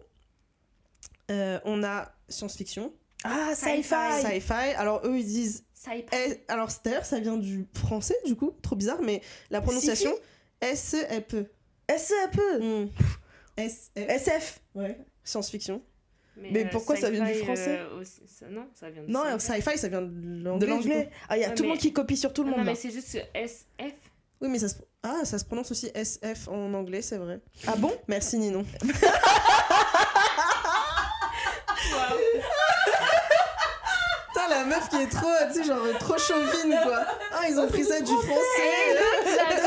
Ah ouais, ils ont pris le français. Mais je peux toujours compter sur Emma pour me soutenir dans ce genre de situation. Oh non, c'est terrible. Bah oui, donc SF. Ça aurait été trop bizarre. SF. Ok. Mais on va dire que ça vient du français. Mais c'est du latin, quoi. C'est plus stylé de dire que ça vient du français, je trouve. Bon, encore deux genres. Je rappelle, c'est pas exhaustif comme liste. Il y a évidemment, vous l'avez cité, le thriller, qui se prononce thriller. En coréen. Et le dernier, c'est le genre des films ou séries de guerre. Et donc, ils appellent ça Tonjeng. Ah, tiens, ça, vu que je regarde pas du tout ce genre de drama. Moi non plus. Et pour le coup, je me demandais s'il y avait des types de séries qui étaient spéciales coréennes, dans le sens où, vous savez, en fait, on a même des séries comme, par exemple, les telenovelas qui sont très liées à l'Amérique latine. Je me demandais s'il y avait des séries qui étaient spéciales, enfin, qui étaient un genre qui était spécial coréen, ou en tout cas Asie de l'Est. Mais tout comme par exemple, si on prend un style musical, le trot. Trot, ouais. C'est typiquement coréen, donc je me demandais... Pour moi, en fait, TV novelas ou même, tu vois, genre l'équivalent indien, je sais pas, genre Bollywood, mais là on parle d'une industrie. En fait, TV novelas, pour moi, ça désigne juste série de l'Amérique latine. C'est ça. Comme K-drama, ça désigne drama de la Corée du Sud. C'est ça, exactement. Mais du coup, tu vois, genre, je pense que ce qui va un peu le fer de lance des K-dramas, ça va être les comédies romantiques. Tu vois, et c'est ça qui va représenter, je trouve, en majorité, les dramas coréens. Mais tu vois, je me disais que les séries de guerre, j'ai pas l'impression qu'on a trop ça en France ou les séries sur la guerre les films sur la Seconde Guerre mondiale, la Première Guerre mondiale. Ouais, mais c'est pas un genre en tant que tel. Il y a des codes, je trouve quand même, non? Ouais, mais pour moi, je les dans les drames. Après, je trouve qu'en France, on fait tellement moins de séries. Oui, on n'a pas la même industrie aussi, je trouve, des séries. Tout à fait. Donc effectivement, il n'y a pas la même quantité. Mais voilà, c'était une petite liste du coup pour resituer un peu aussi donc ce genre qui se prénomme, alors vous me direz vous si c'était le cas, mélodrama, mélodramatique. Franchement, j'ai eu du mal, j'ai eu beaucoup de mal à définir ce terme. Sachez que mélo, c'est aussi un Pokémon. Voilà, on parle de ça depuis tout à l'heure. Tout à fait. Je pense qu'on est dans on est dans le thème. Effectivement, donc comme je disais, j'ai eu beaucoup de mal à définir ce terme, mélodrama. Donc, mais en français, on dit mélodrame. Oui, mélodrame ou mélodramatique, mais même en français, tu vois, je prends le terme en français. Un mélodrame, c'est comme un drame, mais en pire. Enfin, dans le sens en plus larmoyant. En plus larmoyant. Ouais. C'est ça, pour moi, c'est ça. Et en fait, je dois avouer une chose avant de continuer. À l'heure d'aujourd'hui, je ne sais toujours pas définir clairement ce qu'est un mélodrame, mais je vais essayer de mon mieux d'apporter quelques éclaircissements. Donc, tout d'abord, j'ai essayé de chercher la définition en français. Donc, qu'est-ce qu'un mélodrame ? Je suis tombée sur une définition du Larousse. Donc, selon le Larousse, on peut donner 4 définitions à ce terme. Donc là, je vais lire les définitions telles qu'elles peuvent être lues dans le dictionnaire. La première définition, ce serait une œuvre dramatique accompagnée ou soutenue par de la musique. Pourquoi ? Parce que comme tu disais, ça vient comme mélodie. Je viendrai plus tard sur l'origine étymologique de ce mot. La deuxième définition qu'on peut donner, c'est dans la tragédie grecque, c'est un dialogue chanté entre le coryphée et un personnage. Qu'est-ce qu'un coryphée ? Je suis désolée, je ne suis pas allée chercher plus que ça. La troisième définition, ce serait depuis la fin du 19e siècle, non, depuis la fin du 18e siècle, C'est un drame populaire où sont accumulées des situations pathétiques et des péripéties imprévues. Oui, dans le genre, c'est un genre théâtral oui, aussi. Alors à la base, c'est vrai que ça vient du théâtre. Ce terme, et donc, c'était assimilé au théâtre, pardon. Mais pour jouer sur l'aspect dramatique, dans le sens où, comme au théâtre, il faut surjouer en fait ces émotions pour que tout pour que ça puisse le voir. Effectivement, ça accentue sur le pathétique, sur le pathos qui est pathétique. Oui. Sur les émotions. Les sentiments, les émotions, exactement. Coryphée, un chef de chœur dans les pièces de théâtre antiques. Ok, bah voilà, donc on est dedans. On est dans le lien avec la musique. Ça se prononce coryphée ? Oui.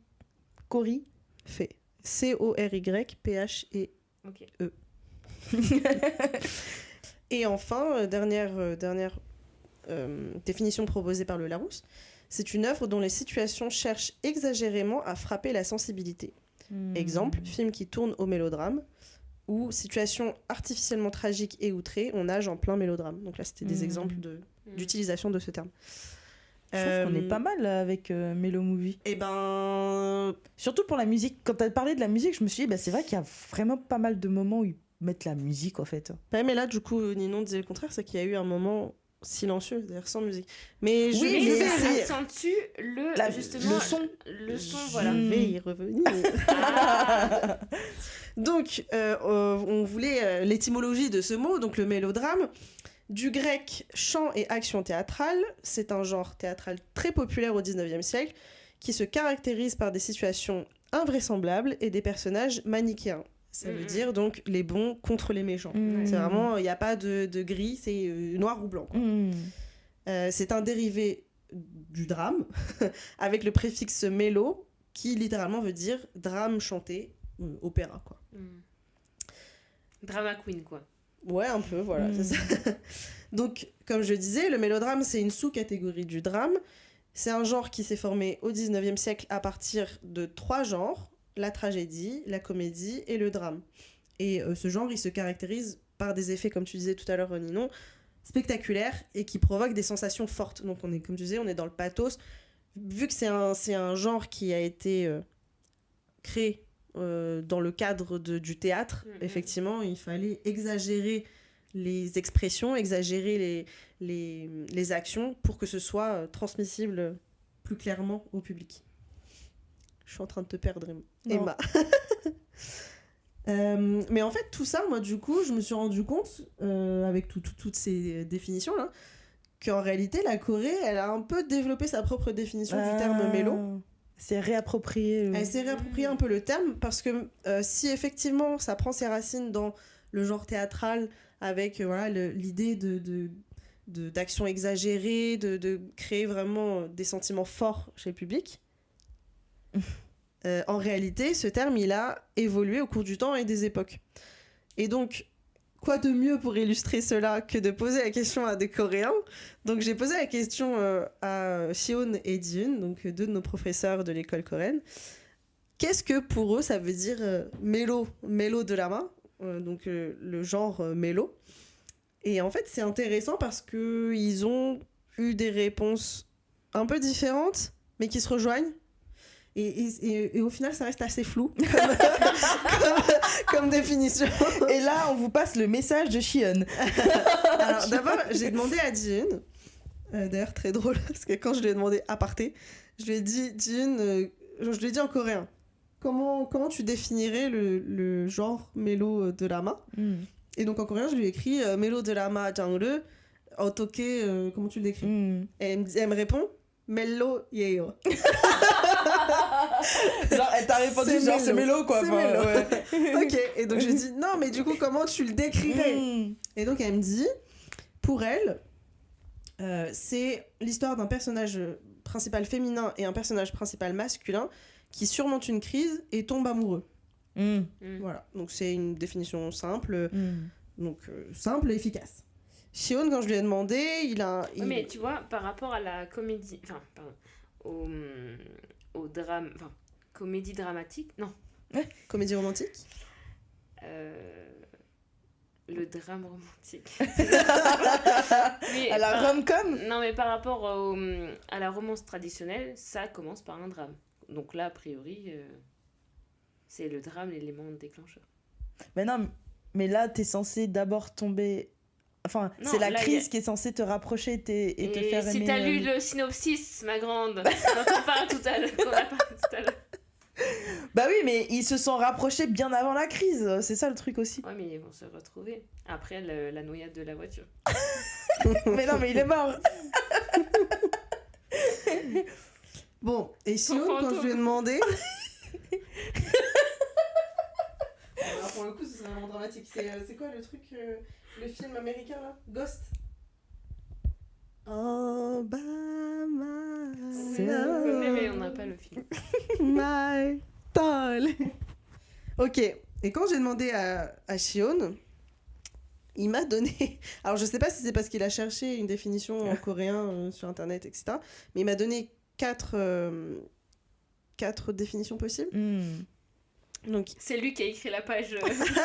Exactement. Sur Papago. Il m'a dit...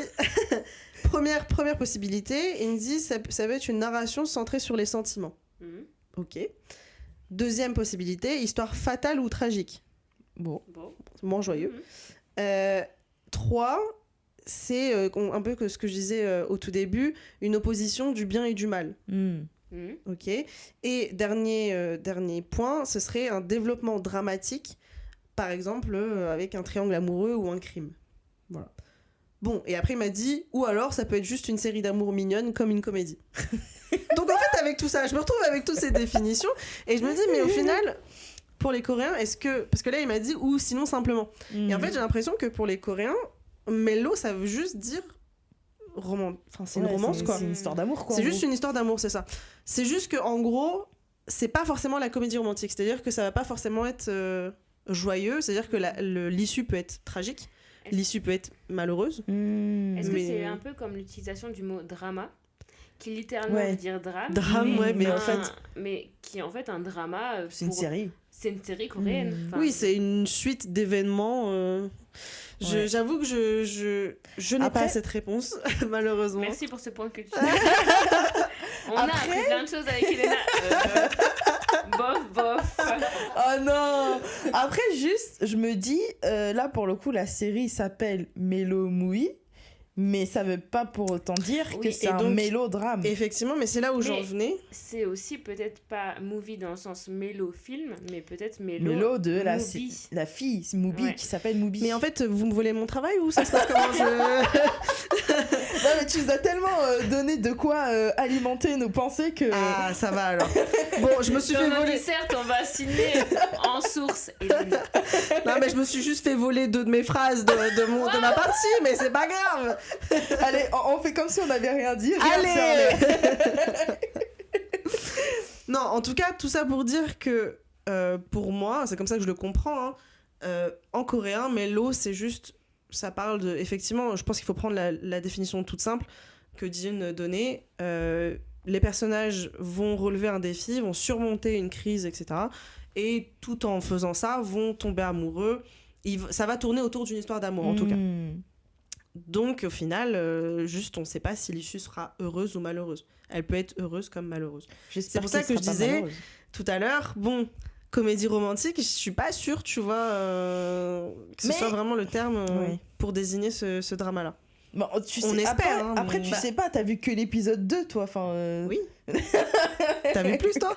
Ah non, mais c'est que des déceptions, là. Mais jouer un peu jeu, il y a que moi qui me prends en jeu, là. Non, j'ai regardé que l'épisode 2. Oh mince. Bon, et donc, sur Internet, en faisant mes petites recherches, je tombe aussi sur un forum où quelqu'un posait la question... Comment tu distingues mélodrama d'un drama, enfin d'un drame, mélodrame d'un drame, etc. Et donc cette personne, je trouve qu'elle globalisait tout ça de manière assez claire. Donc ça rejoint un peu ce que disaient Jin et Shion. Pour cette personne, c'est vrai, enfin voilà, ça concerne un personnage féminin, un personnage masculin. Ils ont un love interest, voilà, ils tombent amoureux ou ils ont un crush, ils sont intéressés. Mais ils ont des obstacles. Et donc ces obstacles peuvent prendre différentes formes.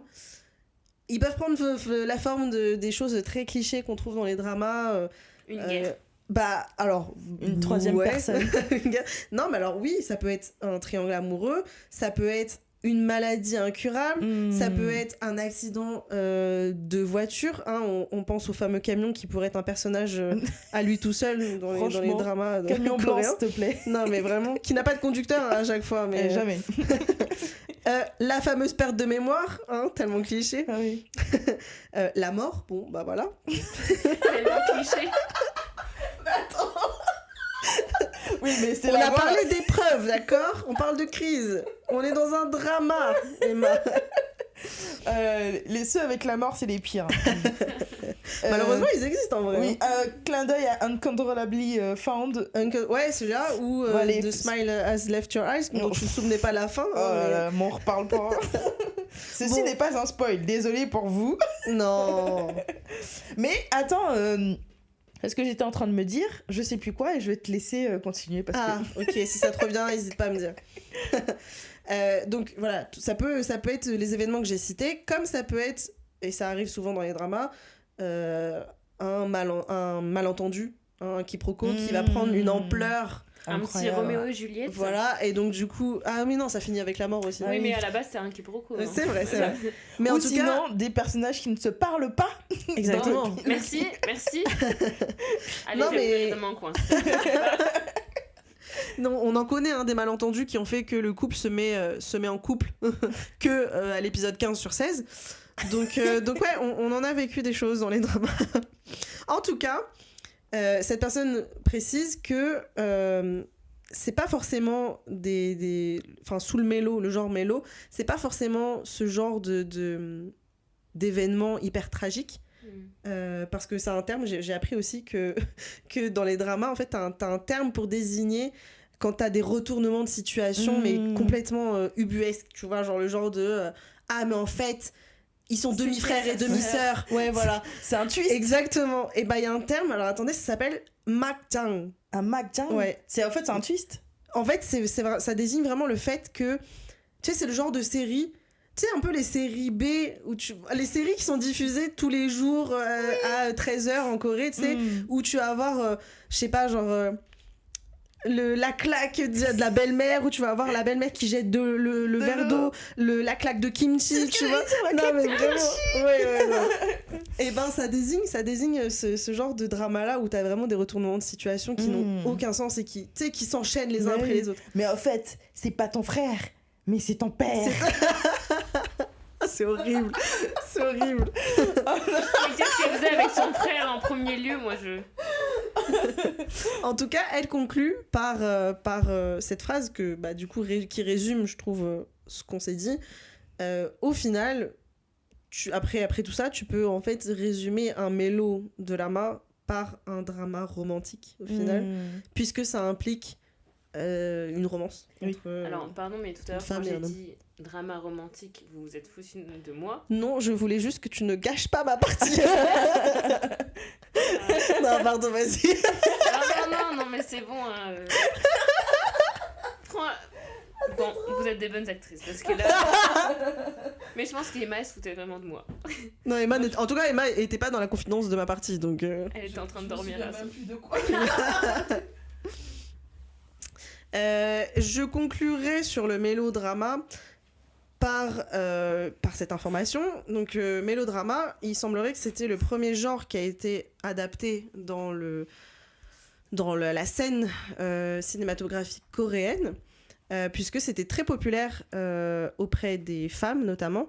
Et à l'époque où le cinéma a commencé en Corée, c'était surtout destiné à un public féminin. Pourquoi ? Parce que c'était généralement inspiré d'œuvres littéraires qui étaient adaptées, et c'était des œuvres qui étaient lues par des femmes. Donc voilà, c'était principalement des femmes qui allaient visionner les films.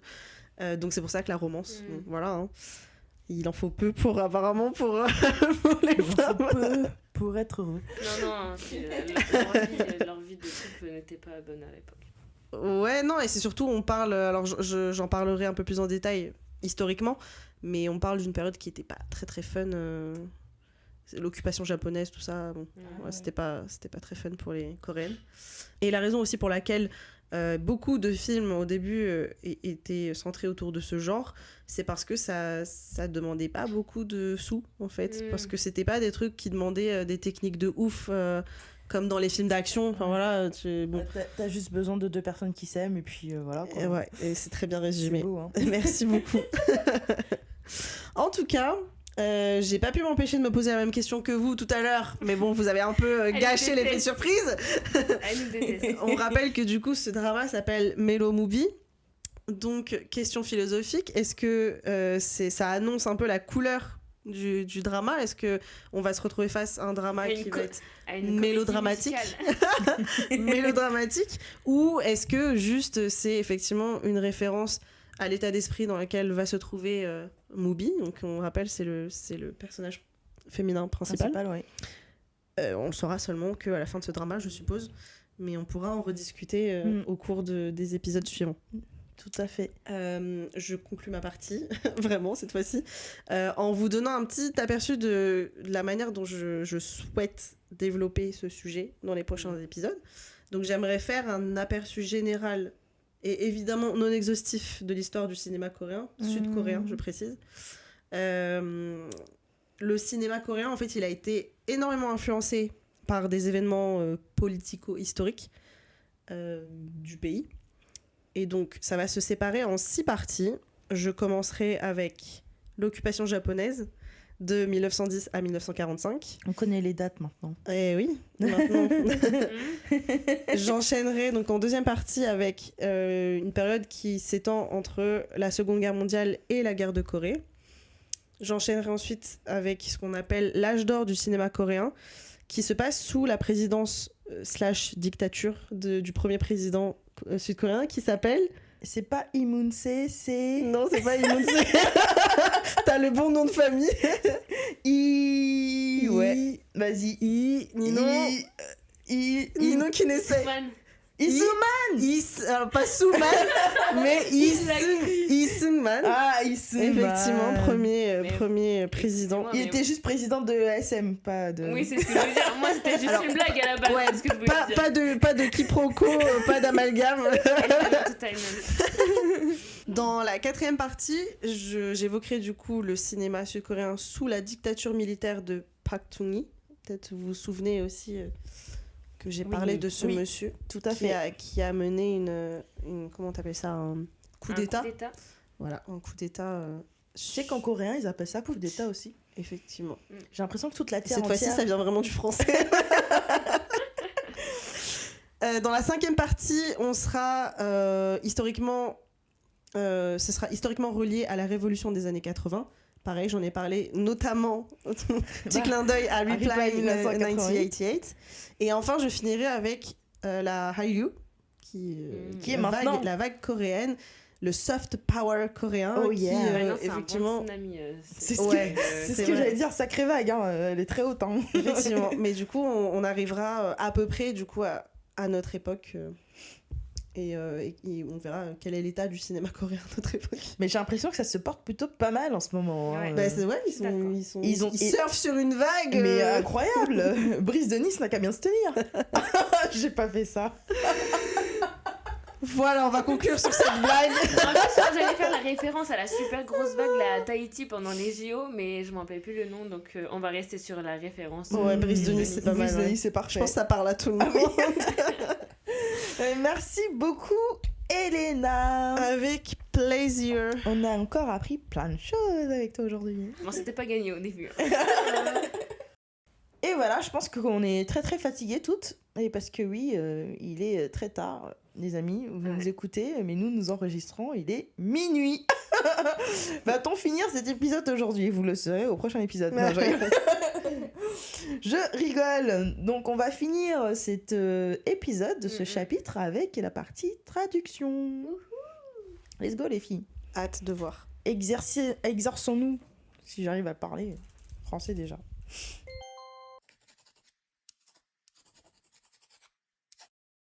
Les filles, pour cette partie traduction, pour l'exercice, j'ai décidé de jouer un peu sur le thème, mais un petit peu, pas beaucoup. Pour l'instant, ça fait pas sens, mais... Vous allez voir, ça va faire ça à un moment. Ok. Allez. Et donc là, je suis pas allée très loin. Et en fait, quand j'ai commencé la série, il y a un truc, il y a un mot. On recherche un mot aujourd'hui qui m'a interpellée. Mélo. Ça aurait été trop facile. Et donc, je vais passer plusieurs scènes où, en fait, ils utilisent ce mot. Déjà, vous allez devoir trouver le mot. Alors, attention, parce que la dernière fois, on l'a trouvé. Donc, du coup, si vous l'avez dès la première phrase, vous dites pas. Vous réfléchissez, voilà, dans votre coin. En mode PLS. Ok. Et ensuite, il va falloir donc traduire le mot. Ok. En français, donc. En français, oui. Reçu 5 sur 5. Et donc, comme depuis la saison précédente, j'aime bien le jeu de je fais la phrase en français, ensuite derrière, et juste le mot que je ne traduis pas. Ok. Et donc, on doit trouver d'abord le mot en français. Vous trouvez comme vous voulez. Si... Vous faites ce que vous pouvez, en fait. Faites ce que vous pouvez. Donc, Donc... nous sommes à votre niveau. Bon, oh, on donne mais pas non. de... Du coup, j'ai choisi la scène. Non, il y a plusieurs moments, mais ça tout se passe au début. On est à 5 minutes de l'épisode, voire 3. C'est important. Et donc là, Guillaume, il est encore au lycée et il vient de louer une cassette vidéo. Mais en fait, il y a quelque chose qui le dérange, il y a quelque chose qui va pas. Et c'est à propos de son avenir. Oui, en même temps, il n'arrête pas de regarder des films. Que va-t-il faire de sa vie ? Donc, je vous passe le premier moment où il utilise le mot que je veux qu'on trouve aujourd'hui. 들어가십시오.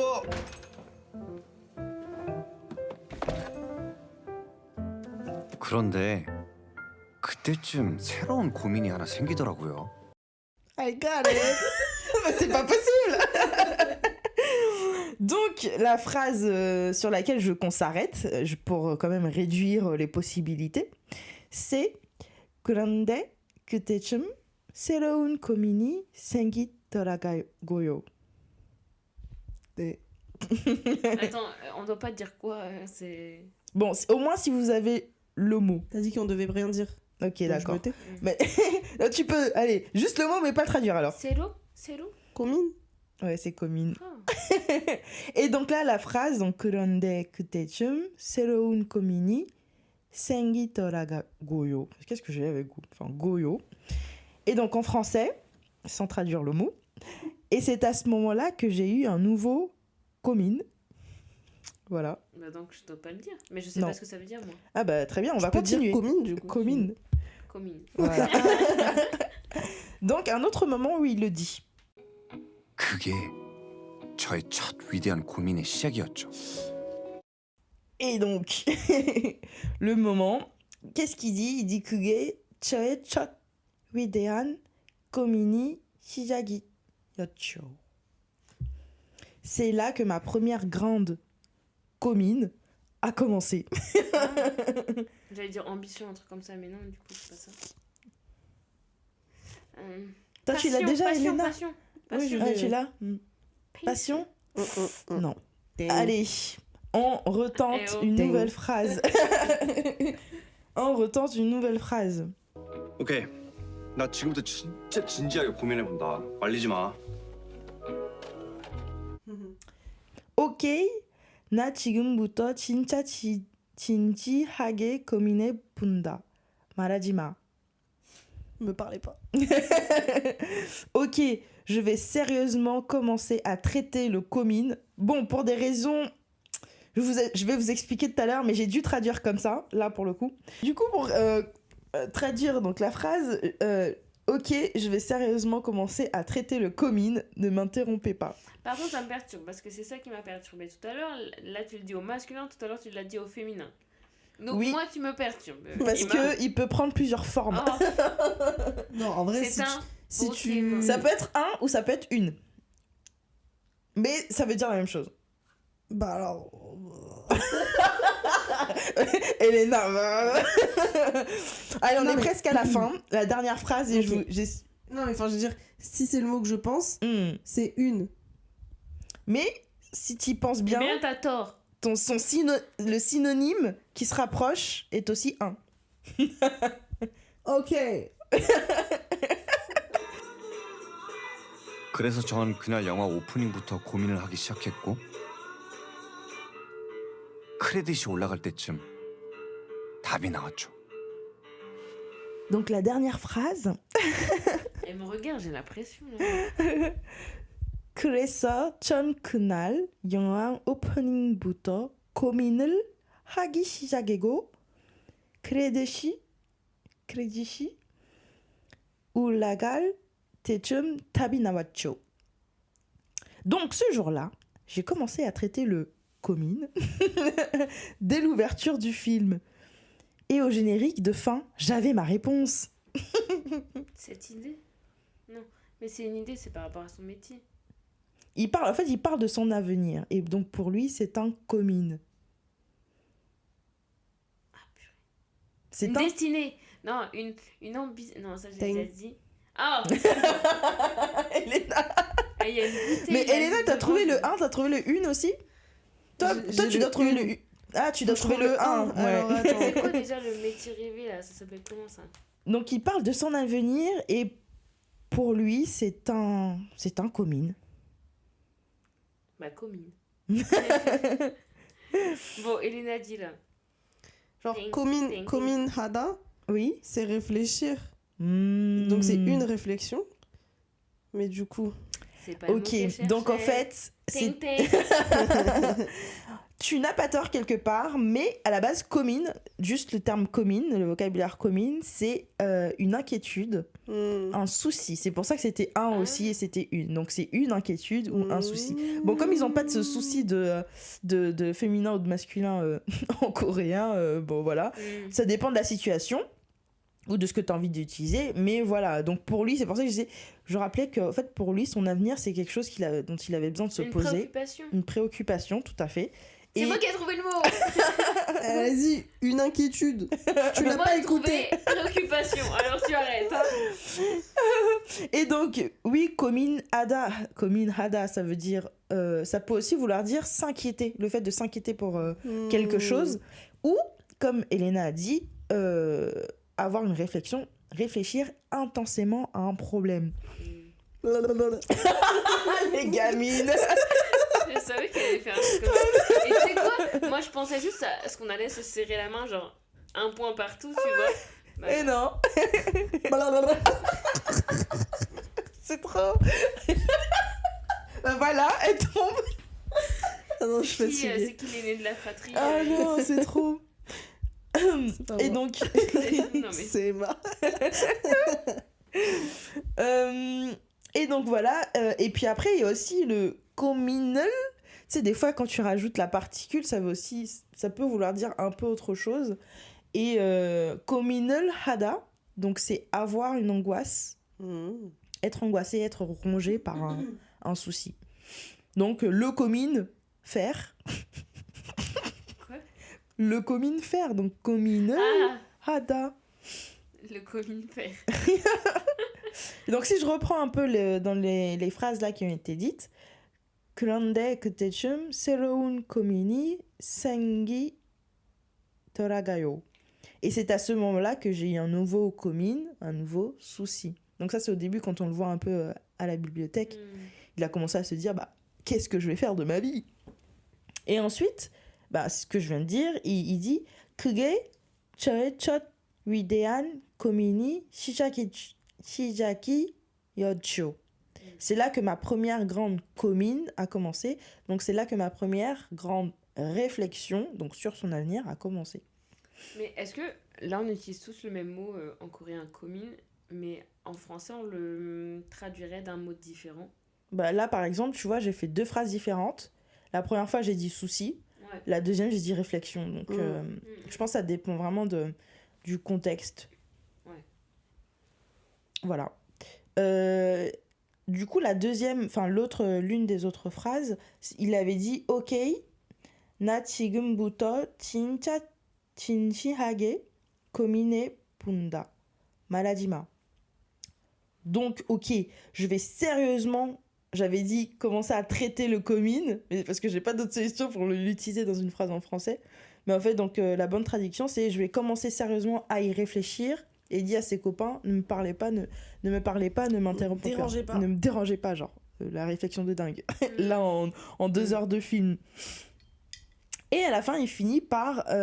donc, ce jour-là, j'ai commencé à traiter le commune. J'ai commencé donc à réfléchir dès l'ouverture du film, enfin l'ouverture, dès le commencement du film. Dès le générique de début. C'est ça, Opening. dès l'opening, jusqu'au générique de fin. Et là, il avait sa réponse. Attends. Comme je voulais pas m'arrêter là, je me suis dit, tiens, ce qu'il trouve après comme réponse, ça peut être intéressant aussi à voir. C'est con comme réponse. Hein. Dans la partie traduction. Du coup... Big up à tous les acteurs, mais là, lui, sa réflexion, c'est un peu de la merde. Hein. Du coup, il nous apporte sa réponse. 그러니까 이게 제가 여기에 온 이유예요. 배우를 해야겠더라고요. 제가. Monsieur nous annonce quelque chose. Il dit 배우를 해야겠더라고요. 제가. Je me devais de devenir 배우. Oh, on se demande ce que c'est. Ah ouais, on se demande. Le suspense, c'est à son compte. Oh, dingue. Donc oui, les filles, ça voulait dire acteur. Acteur, mais non. Oh là là. Et donc ça veut dire quoi, Péou Hada? Être acteur. Faire de l'acting. Ah, être comédien. trop forte. Donc voilà, les mots aujourd'hui, c'était commune. Réfléchir, s'inquiéter. À un Oh. problème. Vous avez le droit de répéter le mot aussi. Commune Hada. Et après, on avait Péou. Acteur. Même pour ça, on n'y arrive pas. C'est terrible. Donc voilà, c'était le petit exercice du jour. 고맙습니다. Agnon. 감사합니다. La synchro, on est trop nuls aujourd'hui. Merci Emma. Voilà, c'était la fin du chapitre 1 avec l'épisode 1er de la série Mellow Movie. Comme un film. Comme un film en français. Mellow Movie. Tout à fait. Donc nous avons hâte de savoir la Vraiment suite. Emma, Bah, je me demande quand même ce qui va se passer ensuite. bah tu l'as déjà vu, t'as dit. Bah non, j'ai pas Non, tout mais- vu. Eh. T'as déjà oublié, c'est vrai. Non. C'est pas avec tous que ça se passe comme ça, d'accord. Mais attends, t'as vu jusqu'à quel épisode du coup? 2, je pense. Soyons francs là maintenant entre Ou nous. 3. Juste Non, mais- entre nous 3, tu vois. Entre 4 murs, entre 3 micros. Jusqu'à épisode 3. Je pense. Tu l'as vu le 3? Je pense, oui. Ok. Non, mais quel bande de traîtres quand même. Mais non, mais, J'ai regardé juste c'était avant. l'épisode 2. C'était Non, avant. mais- On devait regarder l'épisode 1. C'est vrai. Ah. Parce que là, tu nous as spoilé sur un truc. Le ver de Un terre. ver de terre. Oh, On n'est même pas sûr que ça se passe dans cette série-là en plus. toutes mes plus plates.